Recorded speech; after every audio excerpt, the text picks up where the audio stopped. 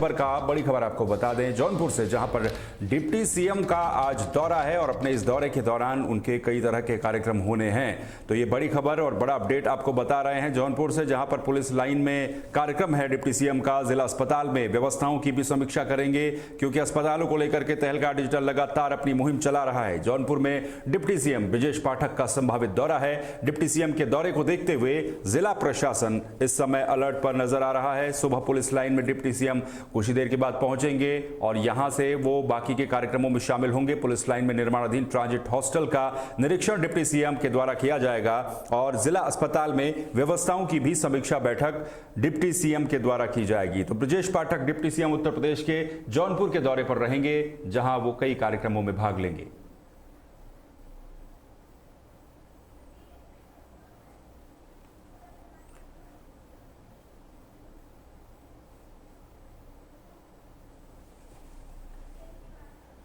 और phone line पर सीधे अखिलेश श्रीवास्तव का रुख करेंगे। इस समय हमारे संवाददाता अखिलेश श्रीवास्तव फोन लाइन पर जुड़ चुके हैं। अखिलेश, डिप्टी सीएम ब्रजेश पाठक का आज संभावित दौरा है, क्या कुछ अपडेट है इस दौरे को लेकर के? क्या कार्यक्रम रहने वाला है?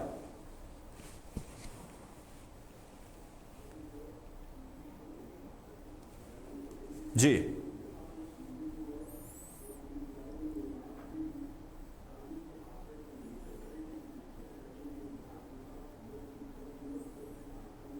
जी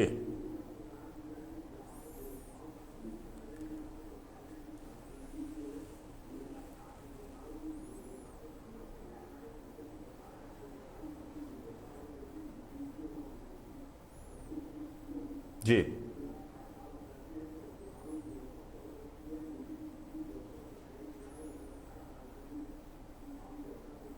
जी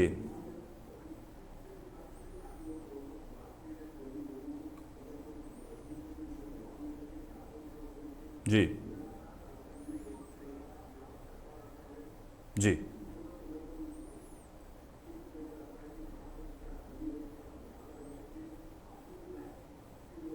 जी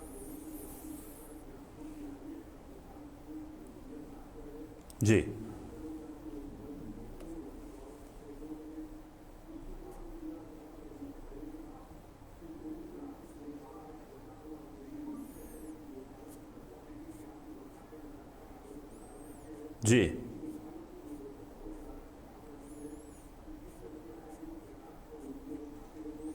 जी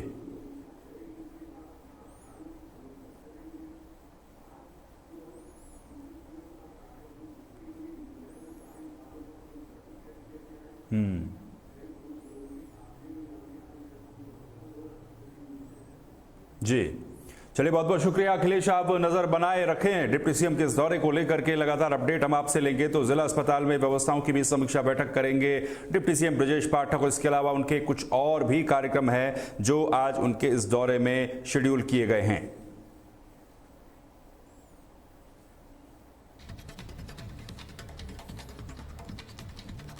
एक और बड़ा अपडेट और बड़ी खबर सामने आ रही है। उत्तर प्रदेश के मुख्यमंत्री योगी आदित्यनाथ ने जीएसटी सुधार को लेकर के एक बयान दिया है। योगी आदित्यनाथ ने जीएसटी सुधार को एक ऐतिहासिक कदम बताया है। जीएसटी सुधार को लेकर के सीएम योगी का बयान सामने आया है। हाल ही में सरकार ने जीएसटी की दरों में सुधार किया था। जीएसटी में सुधार के लिए पीएम और वित्त मंत्री का योगी आदित्यनाथ ने धन्यवाद दिया है। यह भी कहा है कि जीएसटी सुधार दीपावली का एक बड़ा तोहफा देशवासियों को मिला है। नई दरों को उन्होंने नेक्स्ट जेन जीएसटी बताया है, क्योंकि इसमें कई तरह से सुधार किए गए हैं। और योगी आदित्यनाथ ने कहा है कि जीएसटी की नई दरों से जीडीपी भी सुधरेगी, जीडीपी भी बढ़ेगी। तो हाल ही में केंद्र सरकार ने जीएसटी की दरों में, जीएसटी के स्लैब में कुछ परिवर्तन किया था। इसको एक ऐतिहासिक परिवर्तन बताया गया सरकार के द्वारा, और इसमें जीएसटी स्लैब को लिमिटेड कर दिया गया, कुछ जीएसटी स्लैब को हटा दिया गया, सिर्फ 2 जीएसटी स्लैब को रखा गया, जिससे कई सारी चीजें जो है उनसे जीएसटी हटने के बाद उन पर, उनकी कीमतों पर भी इसका असर पड़ने को देखने को मिला है।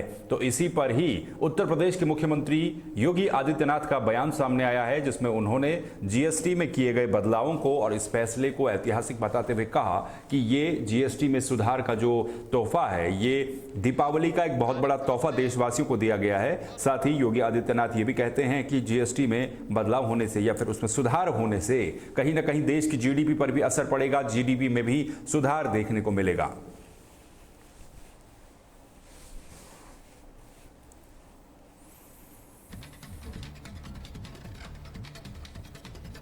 वहीं अमेरिका के कैलिफोर्निया से एक बड़ी खबर सामने आ रही है, जहां पर एक भारतीय छात्र की हत्या कर दी गई है। इसके बाद परिजनों में काफी आक्रोश वहां पर देखने को मिल रहा है। ये बड़ा अपडेट आपको बता रहे हैं हम, जहां पर अमेरिका के कैलिफोर्निया से ये बड़ी खबर सामने आई है, जहां एक भारतीय स्टूडेंट की मौत का मामला सामने आया है। कैलिफोर्निया में भारतीय छात्र की मौत का मामला सामने आया है। पुलिस एनकाउंटर में भारतीय छात्र की मौत हुई है, पुलिस की गोली लगने से। साथ ही छात्र पर चाकू से हमला करने का आरोप इस छात्र के ऊपर था, लेकिन इस छात्र के परिवार ने एक तरीके से पुलिस के आरोपों को खारिज किया है।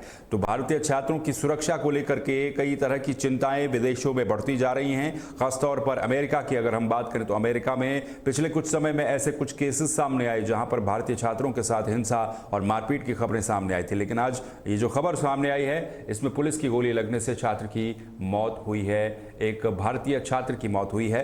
तमिलनाडु का रहने वाला संभवतः ये छात्र बताया जा रहा है, जो कैलिफोर्निया में रहता था और वहां पर पुलिस की गोली से इस छात्र की मौत हुई है। जो आरोप लगाए गए हैं वहां की पुलिस के द्वारा, उनका कहना है कि अपने साथी छात्र पर चाकू से हमला इस छात्र के द्वारा किया गया था, लेकिन मृतक छात्र के परिवार वालों ने इन तमाम आरोपों को निराधार बताया है, इनको सिरे से खारिज किया है।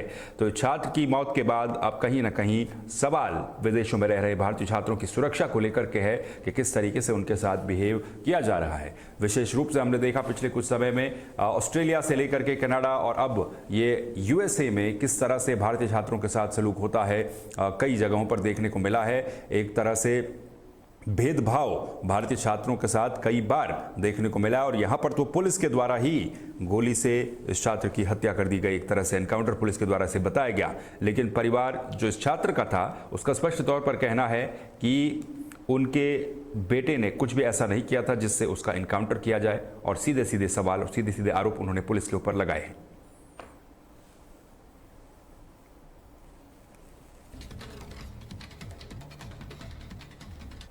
वहीं टीवी एक्ट्रेस दिशा पाटनी के घर पर हुई फायरिंग के मामले में एक और अपडेट फिलहाल सामने आ रहा है। कल इस केस से जुड़े हुए 2 आरोपियों को एनकाउंटर में पुलिस ने ढेर किया था। शूटरों के एनकाउंटर पर अब गोधरा गैंग की धमकी सामने आई है। सोशल मीडिया पर पोस्ट करके धमकी दी गई है गोधरा गैंग की तरफ से। शूटर्स के एनकाउंटर का बदला लेने की बात उनके द्वारा कही गई है। यह भी बताया गया है कि शूटरों की मौत का बदला लिया जाएगा, रोहित गोधरा की तरफ से कहा गया है, क्योंकि कल एनकाउंटर की ये तस्वीरें जो कल की थी, जो आपने देखी किस तरह से दिशा पाटनी के घर पर हुई फायरिंग के मामले में जो 2 आरोपी थे उनको एनकाउंटर में पुलिस ने मार गिराया था। और ये एनकाउंटर जब किया गया तो उसके बाद अब सोशल मीडिया पर जो शूटर्स थे इनके एनकाउंटर का बदला लेने की बात कही जा रही है। हालांकि जो शूटरों की मौत है, इसको एनकाउंटर में पुलिस ने एनकाउंटर में इनको मार गिराया था, लेकिन इसके बाद अब जो इनसे जुड़ा हुआ गैंग है यानी कि गोधरा गैंग, वो इस एनकाउंटर को लेकर के धमकी दे रहा है। बरेली में उनके घर के बाहर फायरिंग हुई थी, दिशा पाटनी के घर के बाहर फायरिंग हुई थी। उसके बाद उत्तर प्रदेश के मुख्यमंत्री ने भी उनके परिजनों से बातचीत की थी और पूरी सुरक्षा का भरोसा उन्हें दिलाया था, जिसके बाद पुलिस ने तेजी दिखाते हुए इस मामले में कार्रवाई की और एनकाउंटर में 2 आरोपियों को ढेर कर दिया था।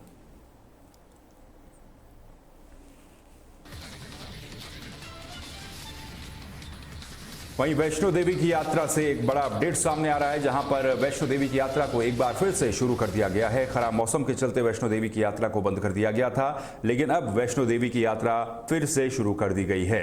इसके साथ ही आपको ये भी जानकारी दे दें कि पंजीकरण यानी कि रजिस्ट्रेशन का काम भी एक बार फिर से शुरू हो चुका है और वैष्णो देवी यात्रा के लिए पंजीकरण भी शुरू हो चुके हैं। तो यात्रा मौसम साफ होने के बाद, मौसम में सुधार के बाद एक बार फिर से यात्रा शुरू कर दी गई है।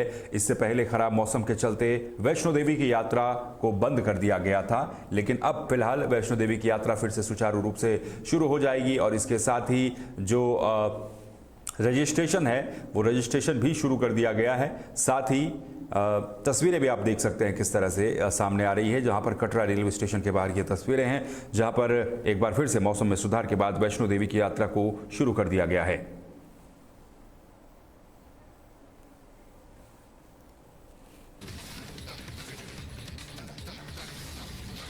जौनपुर से एक बड़ी खबर सामने आ रही है, जहां पर एक सड़क हादसा हुआ है। एक ट्रक ने दो सगे भाइयों को रौंद दिया है, जिससे दोनों सगे भाइयों की मौत की खबर फिलहाल सामने आ रही है। सुबह कोई बड़ा हादसा वहां पर देखने को मिला है और इस हादसे में दो लोगों की मौत हो गई है। दोनों मृतक सगे भाई बताए जा रहे हैं। पुलिस ने शवों को कब्जे में लेकर के कार्रवाई शुरू कर दी है। आजमगढ़ जिले के रहने वाले ये दोनों मृतक बताए जा रहे हैं। इसके साथ ही क्योंकि जौनपुर में ट्रक ने बाइक सवार दो सगे भाइयों को रौंदा है, ये बड़ा अपडेट। बाइक सवार दोनों भाइयों की मौत हुई है। तस्वीरें विचलित कर देने वाली हैं, इसलिए इन तस्वीरों को आपको दिखाया नहीं जा सकता है। बहन को सामान पहुंचाने दोनों भाई जा रहे थे, लेकिन एक दुखद हादसा हो गया। पुलिस ने शवों को कब्जे में ले लिया है, पोस्टमार्टम के लिए भेज दिया है। तो ये बड़ी खबर इस समय आपको बता रहे हैं। जो मृतक हैं वो आजमगढ़ जिले के रहने वाले हैं और आजमगढ़ जिले के रहने वाले ये दोनों भाई थे, सगे भाई बताए जा रहे हैं, जो कि अपनी बहन को सामान देने वहां पर जा रहे थे और इस दौरान हादसे में दोनों की मौत हो गई है। अखिलेश श्रीवास्तव का रुख कर लेते हैं, फोन लाइन पर सीधे हमारे साथ जुड़े हुए हैं। अखिलेश, एक सड़क हादसे की खबर सामने आई है जहां पर ट्रक ने दो बाइक सवारों को रौंदा है। क्या अपडेट इस पूरे मामले में आपके पास है?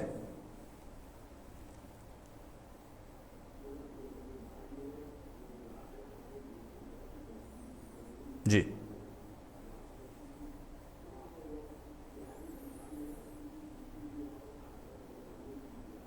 जी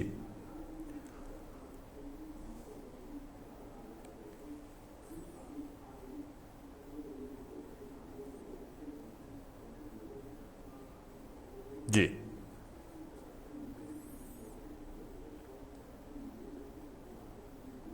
जी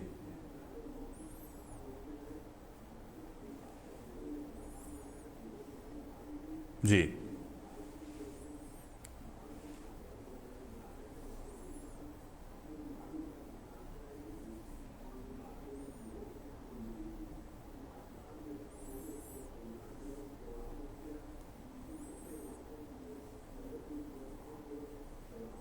जी जी अखिलेश, वजह क्या कुछ बताई जा रही है इस हादसे को लेकर के? और हमने देखा कि सड़क हादसे काफी तेजी के साथ पिछले कुछ समय में बढ़े हैं, तो वजह क्या बताई गई है?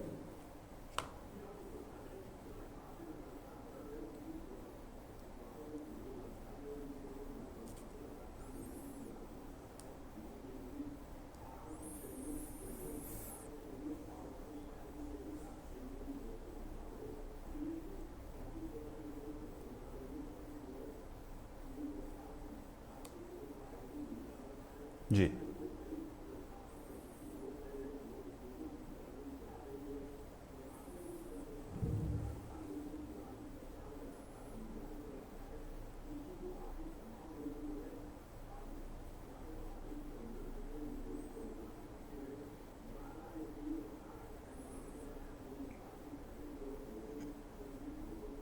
जी बिल्कुल, दोनों सगे भाइयों की घटनास्थल पर मौत हो गई। बहुत बहुत शुक्रिया अखिलेश इस पूरी जानकारी के लिए। तो अखिलेश श्रीवास्तव जो जानकारी दे रहे थे जौनपुर से कि किस तरह से यह हादसा हुआ है, दोनों सगे भाइयों की मौत हुई है जो कि अपनी बहन को सामान देने जा रहे थे।